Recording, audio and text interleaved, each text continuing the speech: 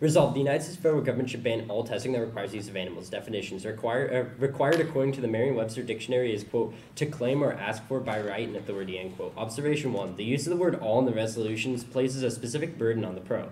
He must show that all testing requiring the use of animals can and should be stopped. I only need to prove that there are cases where alternatives do not exist in order to win this debate. Contention 1. The moral imperative. Humans have a moral obligation to save other humans' lives. This is easy to agree to, but many philosophers try to extend the moral obligation to animals' lives. They say that we cannot test on these animals because we have this moral obligation. Bernard Rollins says that humans have a moral obligation to all beings because we can both feel and have unique skills. But this is not the only difference between humans and animals. Ringhock, who's a professor in neurobiology and psychology in 2012, says that, quote, our cognitive skills give rise to our mathematics, physics, and life sciences, which allow us humans to combat suffering in the world. Humans have relied on science to develop vaccines, screening tests, and diagnostic devices, therapies, and cures to many diseases. These developments have saved billions of lives, both human and non-human, and eliminate much suffering. In contrast, while it's true that a bird flies and that dolphins use sonar and mice have a terrific sense of smell, none of these abilities allow them to battle suffering. Rejecting our ability to confront suffering is to reject our human condition, rejecting the moral responsibility that results from our cognitive abilities as proposed by animal rights activists would be wrong, end quote. Human intelligence is the reason why it is justified to test on animals. Because humans have the skills necessary to combat human suffering, it is our moral obligation to do so.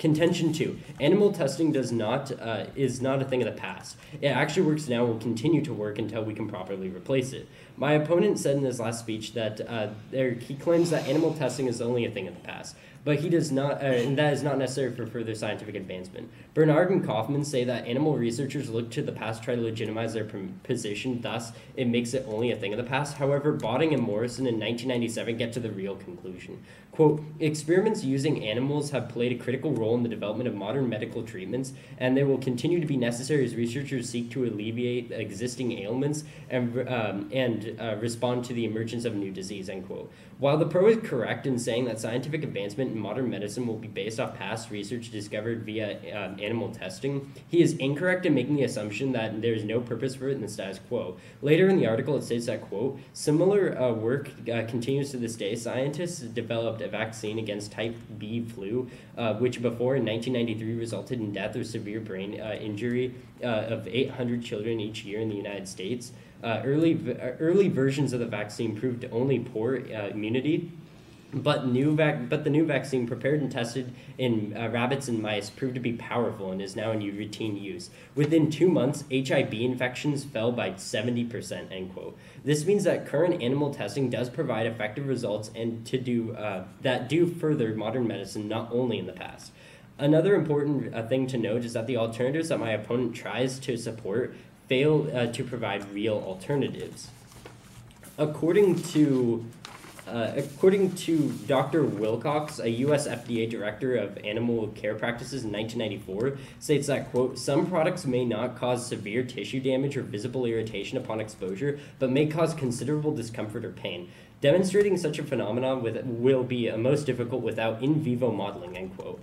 And also, Dr. Jonathan Dorick, who's the creator of the data chip test in September 2008, says that, quote, while they do not think that their product will totally replace the use of live laboratory animals in drug testing, they do think that they can reduce the total number of animals that used to bring new products to the marketplace, end quote. So it's important to realize about that last part is the in vitro modeling system is not as effective as the in vivo modeling system, and it can never officially replace it, even according to the creators of specific scientific advancements. So what's important to realize here is that in vivo will always be necessary, and a direct ban on it would slow down, if not halt, scientific advancement in this field.